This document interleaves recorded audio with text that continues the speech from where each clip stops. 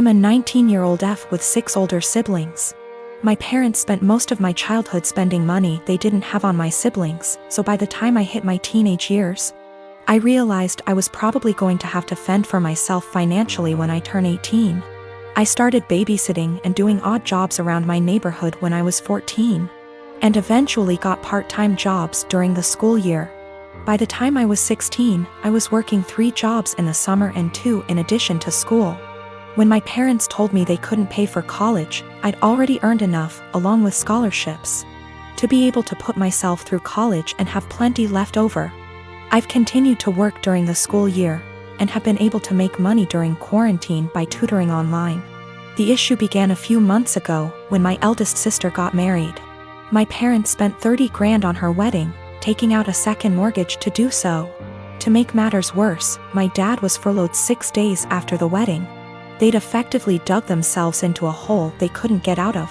2 weeks ago, my mom texted me for the first time since the wedding.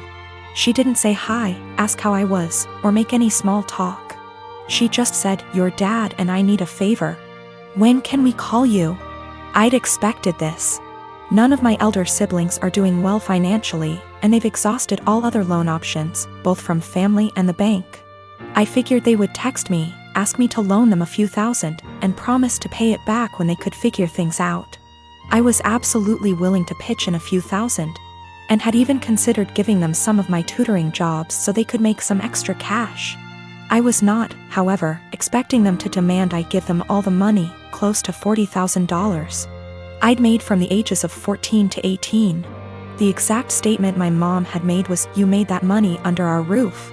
We were the ones who allowed you to work, so you only have it because of us anyway. We bought you food and clothes for 18 years. That money is only a fraction of what you owe us," and so on. I said that food, clothes, and shelter were the very minimum. It's what they signed up for when they chose to become parents. I didn't ask for any of it, etc. They responded by telling me that if it wasn't for them, I wouldn't have the life I have today. I said they were being ridiculous, and hung up. Since that day, both, along with 2 of my siblings, have continuously hounded me about giving them what is rightfully theirs. My siblings, who have never been asked to give them money, are still professing that it's my job as their kid to take care of them. I told them they wouldn't see a cent of my hard-earned money, and have no right to make such a request. I'm torn. I feel awful for refusing to help them out, but on the other hand, this was their fault. I feel I shouldn't be responsible for fixing their mess. I gave birth to my daughter weeks ago. My experience was pretty traumatic, and since it was my first, I had no clue what to expect. When I went into labor, I had the most difficult time of my life. I was in pain for hours. My mom was with me, but she had to go, and my husband was with me the entire time. I did something so embarrassing in the delivery room. I pooped myself, which was unexpected, and I don't know, but it was embarrassing, and although my medical team were very professional about it, my husband couldn't help himself and started laughing about it later and even telling my family about it, but they didn't react. Just didn't find it funny, and neither did I, in fact. I found it embarrassing, and I already told him to stop bringing it up, especially when he started joking about getting me diapers for my opsies. It got really tiring and chipped away from my self-esteem and confidence. We were with his parents celebrating New Year's Eve together when I excused myself to the bathroom. While I was getting up, he made a quick remark and said, "Oh, yeah, you should go quickly because we don't want any accidents just like the one we had at the hospital. You know what I mean?" While blinking at me. His family actually laughed, and brother-in-law commented, "Good one." I was astonished and so angry and ashamed. I literally just lost it on him and yelled at the top of my lungs, calling him a cruel and insensitive jerk, to be using the difficult experience of birthing his child as a joking matter and humiliating me in front of everybody. He was shocked, staring back at me and not saying a word. All went silent, and I just stormed off to the bathroom till we left, and that was when he snapped, saying I messed up by talking to him like that in front of his family during dinner. I said I couldn't hold my tongue for that long, and after he kept joking about an embarrassing thing when I told him to stop. He said he was just joking, and I went overboard with my reaction, and also I should have sucked it up and waited till we got home so we could address this privately, and I could even yell at him as long as I wanted. We argued about it after we got home, and he kept saying I humiliated him in front of his family during the celebratory evening by being petty and trying to one-up him. He even said I should have laughed along, not fly off the handle licks that. My ex Rose and I have a son, Jason. He is 15 years old. We broke up when Jason was 5. Rose has Jason on weekends. Rose married her now husband when Jason was 10. Her husband has 2 children, they are 17 and 16 and live full-time with them. Jason has a few chores when he's with them and easily takes care of them, while his step-siblings don't do theirs and Rose take care of them. This has been the only point of contention between our son and her. He has talked with her and even went to therapy. It was when Jason was 12 when we switched days. We stayed like that for a year and a half, but since things never really got better, we went back to our initial agreement. The situation is still the same, and a year ago Jason came to me complaining about it. I had run out of things to say to him when it comes to this subject, so I threw almost the same pep talk my old man said to me when I was about the same age as him. I told him that I understand that it sucks. While they can't do anything, you can do everything. You can cook, clean, do well in school, drive, handle your own money, and you even know how to handle the bills, and I'm not counting the things you've learned from your grandparents and your uncle. I can send you to live alone right now like my old man did with me, an inside joke. And I wouldn't worry, because even if you don't know how to do them, you take the time to learn. You are already ahead of many kids your age, even ahead of some adults. Do your part, and as long as she doesn't make you do their chores, let your mother take care of it.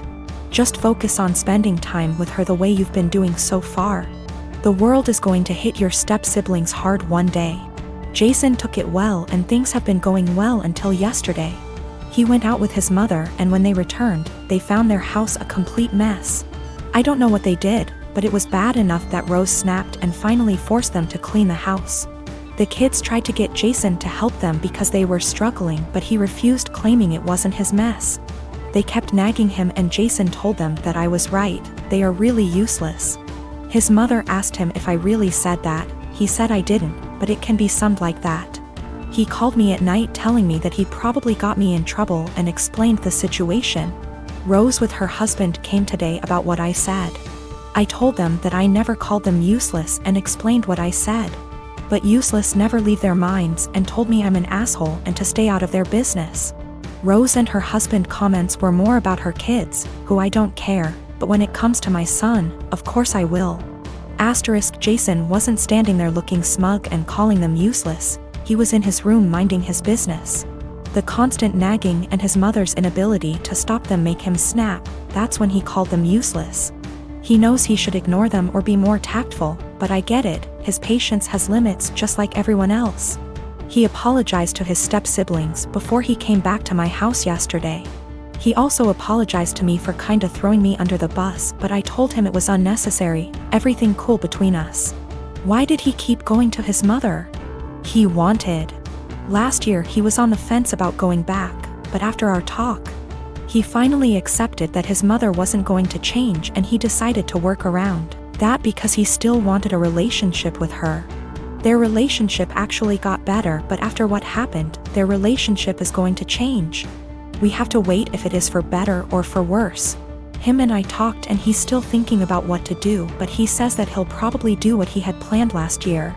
He will spend time with her but will not go to her house anymore. He's taking a few days to let things settle down, and then he'll let his mother know. She is not going to like it, but alas, she's not in a position to demand or ask.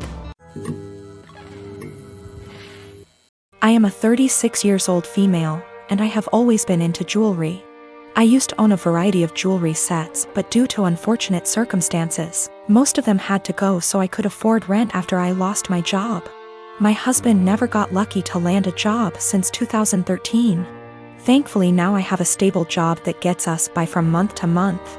I also kept one set of jewelry which is the most valuable, whether momentarily and / or sentimentally, since it's part of family heirloom. The set includes a pair of earrings, a bracelet, and a necklace. All gold material, and again they are worth decent amount of money. My brother-in-law has been with then-girlfriend for 10 years, and they recently got married. It was a huge deal for the family. My husband wanted to get them a decent wedding gift and tried borrowing money from friends and neighbors but got turned down. He kept stressing out about it for weeks, and just the other day, the wedding was days prior and the groom and bride are off to their honeymoon, I discovered that my jewelry set was gone. I freaked after my husband nonchalantly said he gifted it to his brother's wife as a wedding gift. I was fuming. I asked how could he, and he replied that he had no money and nothing of value to give the newlyweds, and besides that set has been sitting in the closet since July 2019 and I never wore any piece of it, so he figured I'd forgotten about it, but he said he'll figure a way to pay me or get me a similar one once he starts working, but I very loudly told him absolutely not and gave him 3 days. Just 3 days to return the set or I'll stop paying for everything in the apartment. He looked puzzled like he couldn't believe I was serious. He said he doesn't want to cause an issue, but I said it's already there, and if he doesn't want issues all he has to do is contact his brother or his wife and retrieve the set or go get it himself. He tried to twist the argument and offer the same solutions as mentioned above, but I refused. I said I just want my set back and he has 3 days only. He kept talking about how tasteless and disrespectful it'd be for him to retrieve a wedding gift, and said this will damage his relationship with his brother and family, and also how impossible it was to retrieve the set in 3 days, when the couple are on their honeymoon in another country. He said I was financially abusing him by threatening to stop paying for anything knowing I'm the breadwinner. Also, he refused to give me their new contact info to retrieve the set myself.